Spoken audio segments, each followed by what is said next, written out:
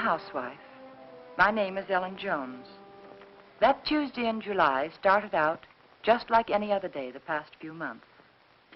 There was no warning it was to be the most terrifying day of my life. I remember thinking how tired I felt. Even the housework seemed drudgery and so meaningless with George confined to his bed. No one to see or care even. And then I got scared because I knew I was beginning to feel sorry for myself. George was the one who was ill, and he needed all of my thoughts and attention, and above all, my cheerfulness.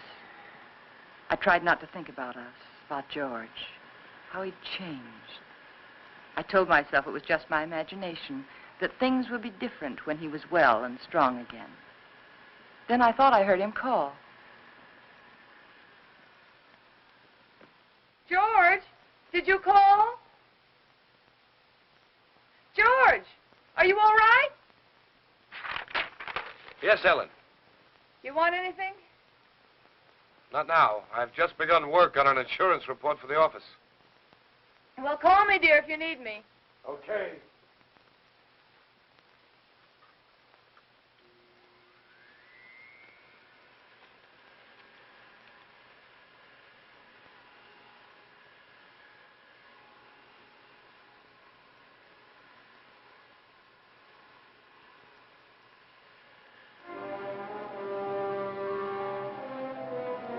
Somehow I had an odd feeling.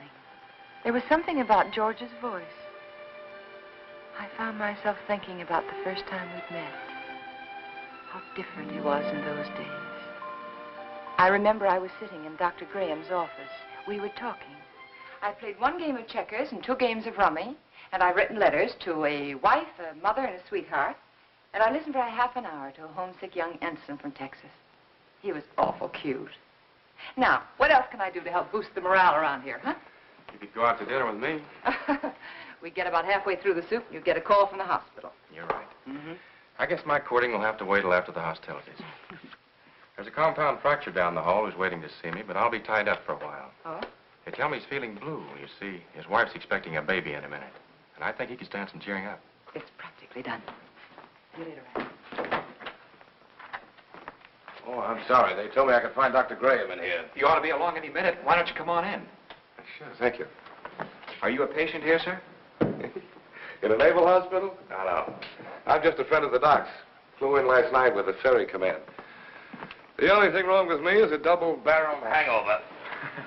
Too bad. Dr. Graham will be detained, so I'm taking you for an airing. And maybe he doesn't want to go for an airing. He doesn't. There's nothing a woman likes better than shoving a man around.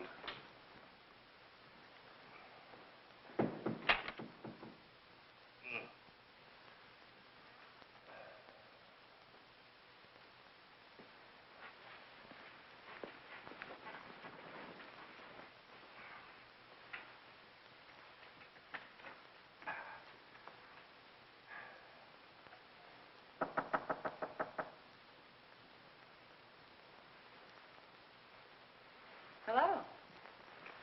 Hey. Who are you? I'm Ellen Brown. Doesn't suit you at all. It's much too plain. Oh, I'm sorry. I tell my parents about it, but they're still back in Kansas City. Now, what can I do for you, young man? I can think of a lot of things. Oh? Well, shall we begin with a game of cards? Uh-uh. Well, I could read the newspaper to you. I could write a letter for you. I know. I'll sit right here and you can tell me all about that wonderful baby you're expecting. The baby you're expecting. Does Ripley know about this? I beg your pardon? Skip it. Which is your bad leg? Well, neither one of them's working very well today. Oh, my head. Is your head bothering you? Terribly. Both of them. Would you like me to rub it for you? You couldn't think of anything nicer. Good. There. Now relax. Oh, close your eyes. Now just think of something pleasant. Pretty soon you'll be going home to your wife. Won't that be wonderful? Think what she looks like. How pretty she is. Lovely. Beautiful blue eyes, short nose, soft brown hair, and lovely, kissable lips. Well, there's nothing wrong with your morale, young man. I'll recommend to the doctor that you be sent home to your wife immediately.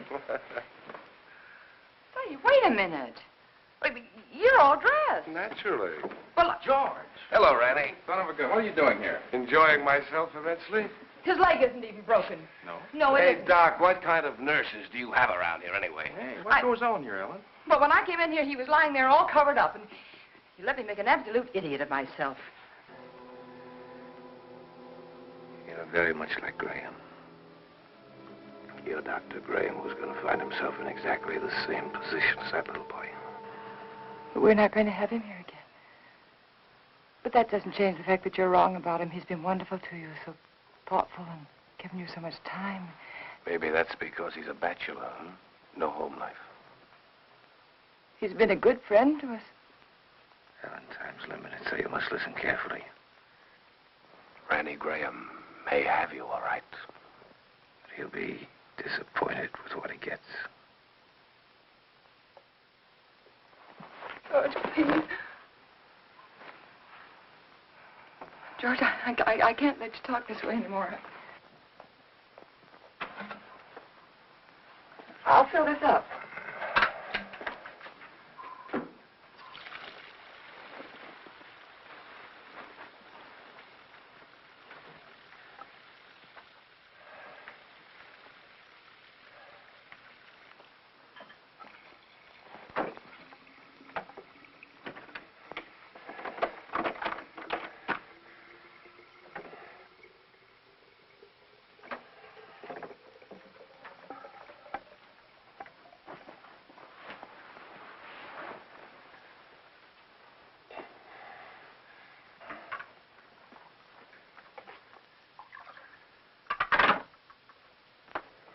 I'll be downstairs if you want me. You'd better wait, Ellen. I've written the district attorney asking him to make a complete investigation if anything happens to me today before he can get help to me. Why do you torture yourself like this? Why do you imagine things that don't exist? A letter exists. It proves you're trying to kill me.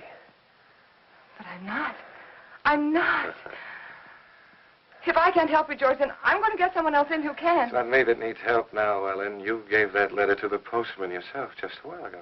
Yes? Yes, I gave him the letter, the one that you wrote about insurance policies. I knew you wouldn't recognize a district attorney's name if you saw it. Nobody ever does. Isn't that strange? Everybody knows he's a district attorney, but nobody ever knows his name. We are going to get someone else in, another doctor, because this is all in your mind. My mind is fine. Just to reassure you on that point, let me tell you that letter was about insurance. I told the district attorney how much insurance we had on each other's lives. And if either one of us died, the other would do very nicely for the rest of his life. Or her life, very comfortably indeed. Oh. I also told him how you and Dr. Graham, how you were working together to aggravate my condition so it wouldn't look like murder. George! I also told him how you were gradually giving me overdoses of the heart medicine. But that isn't true. Anyone would know that isn't true. Would they? Why is that bottle almost empty, huh? We only got it the other day. Well, you told me that you spilled it on the tray. You told me that yourself, George. You didn't tell the druggist that. Oh, Mr. Phillips will make an excellent witness against you, Ellen. He'll be the first if anything happens to me. And let me tell you, there'll be others. The letter takes care of everything. The druggist, the medicine, the doctor, he's in it too. Oh, you've implicated your old friend Graham, you know. Nothing's going to happen to you. I don't know whether you're doing this to frighten me or not, but I'm going downstairs and get that letter back from that postman. You're not going anyplace anymore, Ellen. Because I'm going to kill you. Yeah, I decided that definitely this morning.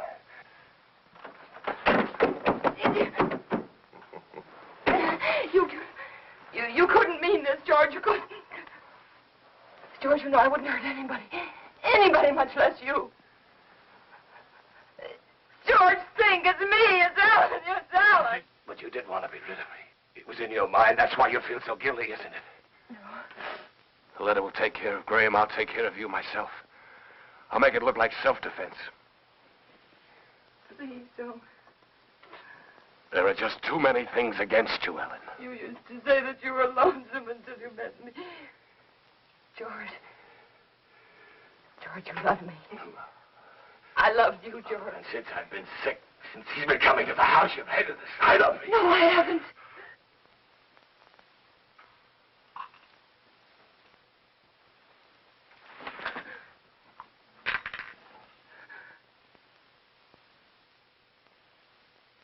Oh. No.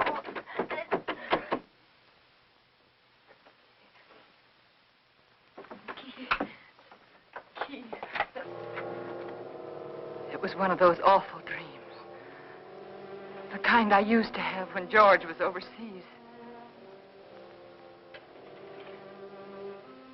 That man lying there was George, my husband. He was dead. He died trying to kill me.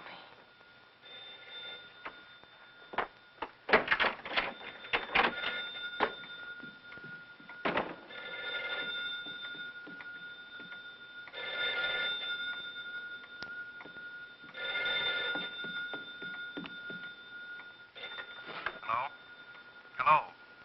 Hello? Yes? Mrs. Jones? Yes, who is it? Mr. Phillips down at the drugstore. What is it that you want, Mr. Phillips? Well, it's about that heart medicine you want refilled. Yes? Can't refill it without another prescription. I see. We'll just let it go. Let it go. That is, until I talk with Dr. Graham. Oh. By the way, Mrs. Jones, according to my records, you got that prescription filled just the other day. But my husband knocked that bottle over on the tray and spilled it. Oh? You didn't tell me that when you called before. But that's what happened. I promise you that's what happened, Mr. Phillips. All right, Mrs. Jones. You don't have to promise anything. I didn't tell you before because I didn't think it was necessary. Well, it wasn't. Look here, Mrs. Jones, I didn't... George said that Mr. Phillips would be a witness against me. I just thought it was such A witness? You got that prescription filled. I'd warn you, that's all. I'll see that you get another prescription. Yes, you just get in touch with Dr. Graham. Oh, why didn't I tell him about George?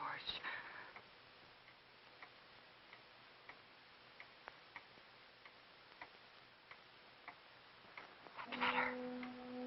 I had to get that letter back.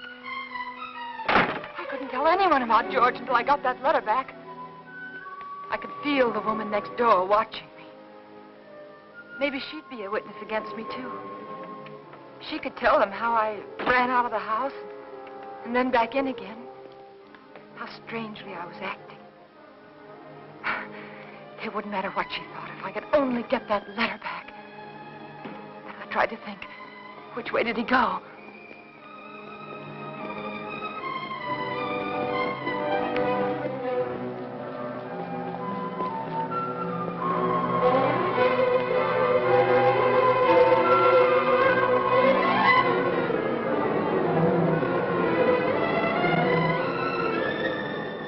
What's that for, Tex? Who knows? The heap needs everything we can put in it. Yeah, but what'll it do? Who cares? Pardon me. Can you tell me, did the postman go by here yet? The postman? Yeah. Yeah, old Oddball plowed his way through here a little while ago. Oh, which way did he go, do you know? That way. Oh, thanks. Yeah, up that way towards Merritt Street. You know. Yeah, I know.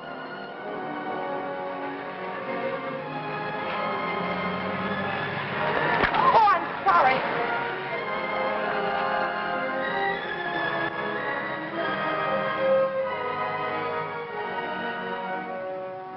That's right. You know, every time I go home at night, I always tell my wife, Laura, if it wasn't for that pension plan of you, I just never get up. I just drop.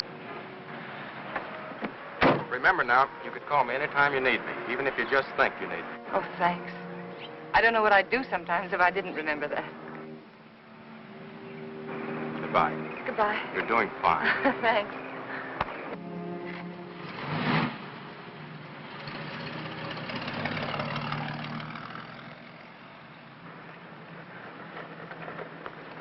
Stand where you are.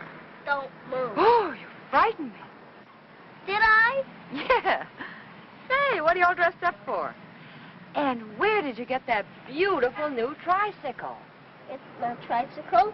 It's a horse. Oh? A palomino. My grandpa gave it to me. Oh, he did? Well, it's beautiful, Billy.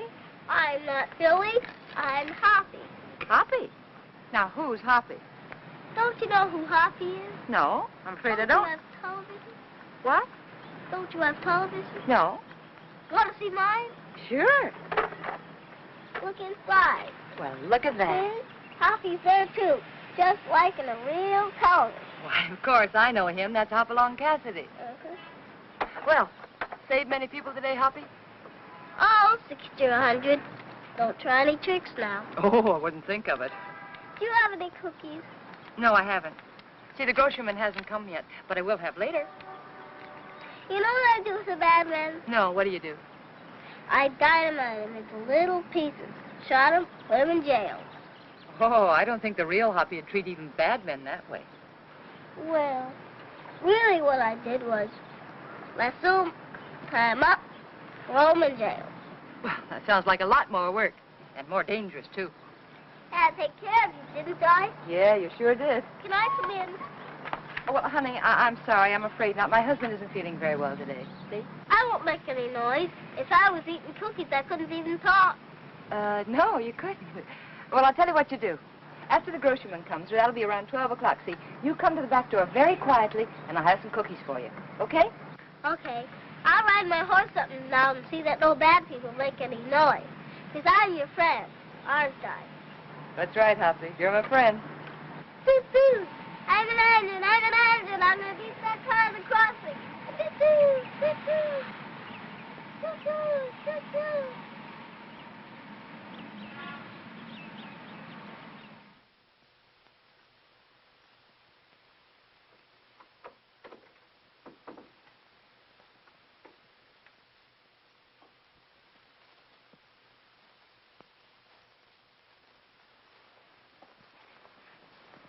Well, George, you weren't out of bed just now, were you? No. Oh, it must be the heat. I could have sworn I saw somebody so right... long? What, dear? It took you so long. Sorry, dear. I was talking to Billy. I should say Hoppy. Let me change your pillow. You know, he's the little boy I told you about who just moved into the neighborhood. The one with the glasses, you know. Oh, he's an awful sweet little kid. What were you talking to Ranny Graham about? That's what I'm interested in. We were talking about you, dear. And if I don't have this letter for him when I go home, he'll be awfully upset. Why should he? Well, you see, I'm afraid that he said a lot of very strong things, and he regrets them now. You can explain to him that it won't be delivered. It'll be held right here till the form comes back. Yeah, but it's so hard to reason with a person who's ill. Well, you know how it is. They exaggerate the importance of everything. And what with his heart condition, I wouldn't want to take a chance. Really, I must have the letter for him when I go home now. I must. Mrs. Jones, I think I can take a chance. I'll let you fill out the form for your husband. Oh, that's very nice. On one condition.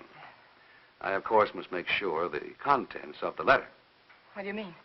It'll be strictly confidential, but of course the letter must be opened and read.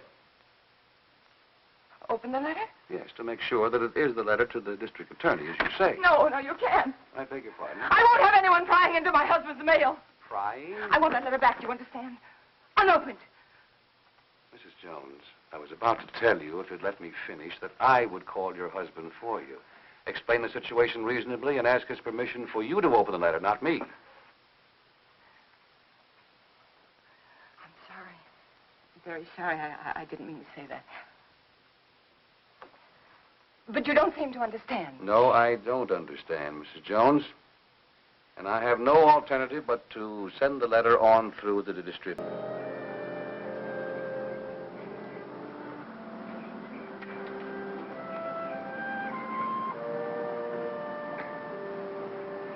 Mrs. Jones. Mrs. Jones. I don't want to intrude, but I couldn't help noticing you all day long. I've had the feeling that something was wrong, and I'd so like to be able to help you. Oh, I know we haven't been too neighborly, but trouble's something else again. Can I help you? Is there something I can do for you? Of course, I know you're anxious to get up to your husband. So you run up and see if he's comfortable and settled. And then you come over. Or call me. I'll be waiting for you. She was kind. She might have been my friend. She might have helped me.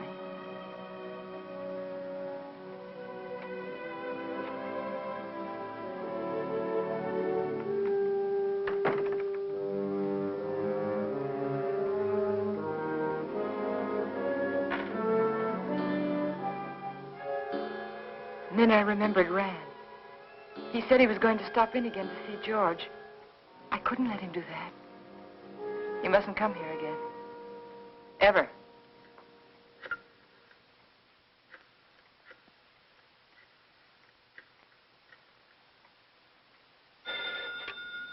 Dr. Graham's office. Hello, this is Mrs. Jones. Is Dr. Graham there? Oh, he isn't here, Mrs. Jones. Can you locate him, please? It's urgent. If it's an emergency, I could trace him through his house calls. Please do. It's very important that Dr. Graham doesn't come here today.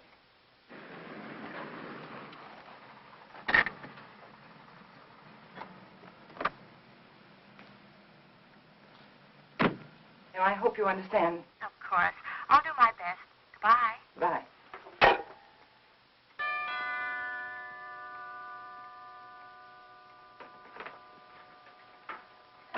Doctor, I just called your office and I just told your nurse that I...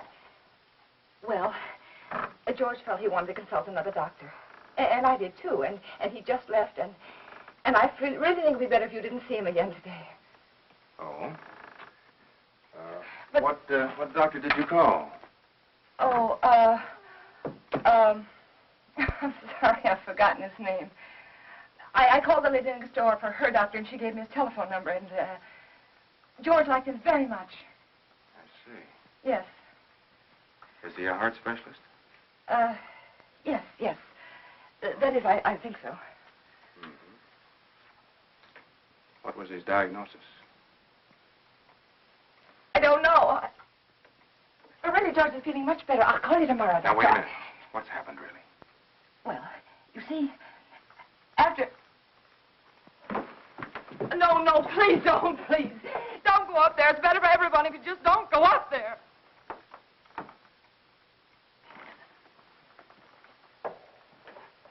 Helen. It... Is he dead? Yes. He had a gun. He tried to kill me, but before I could shoot, he... Take it easy, Helen. Take it easy.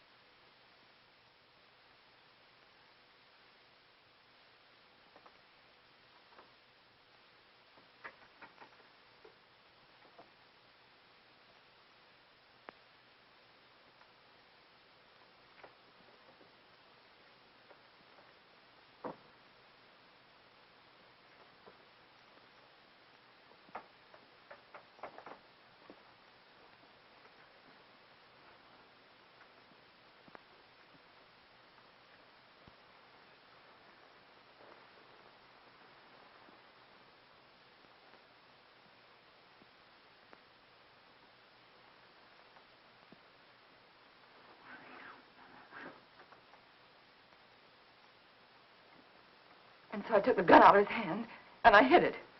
I had to. It looked as though he died protecting himself from me. All right, Helen, but why didn't you want me here? I don't know how to tell you.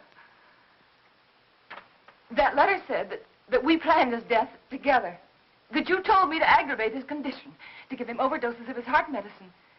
And if they come here and find you here, they'll think it's true, just like George said. Helen, his mind was going. I tried to tell you this morning. He wasn't responsible. They won't believe me. How could they? I did everything wrong. Everything, just like he said I would. The druggist, and then the postman, and then the superintendent. And I even lied to his aunt. They'll all think I was guilty, all of them. You're not guilty, Ellen. Remember that. Oh, I know. The police will be here any minute now. You better go. You better go right now. Ellen, where are you going? I don't know. There's no sense in running away now. Go at the door. Ellen. Go at the door.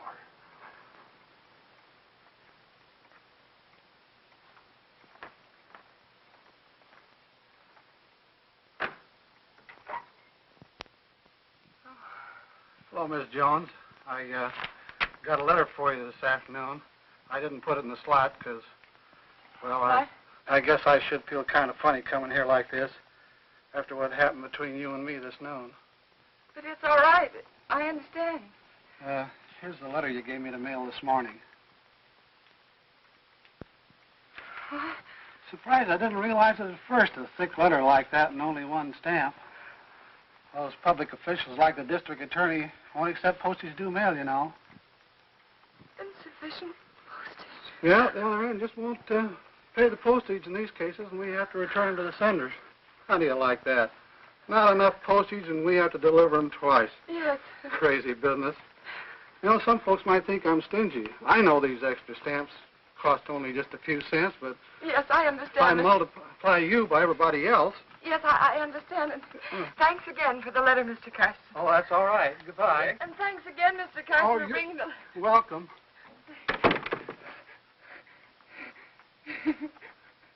Oh, it's so funny. It's so funny. Go ahead. It'll do you good.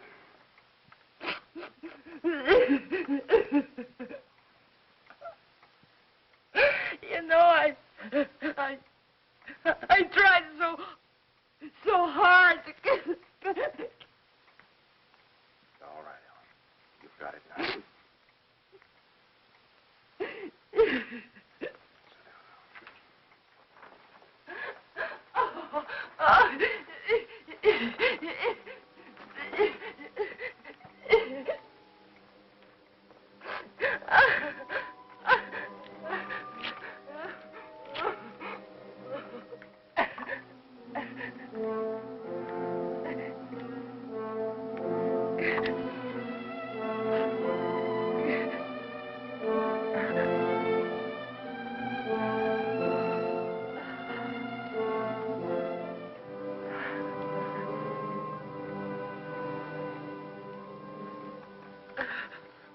And then I knew what people meant when they said their heart was broken. All that was left of George and me and our marriage was that little pile of ashes. I knew that somewhere, somehow, I'd have to begin to live again. But right then, all I could do was pray to lose that one day. That one terrifying day.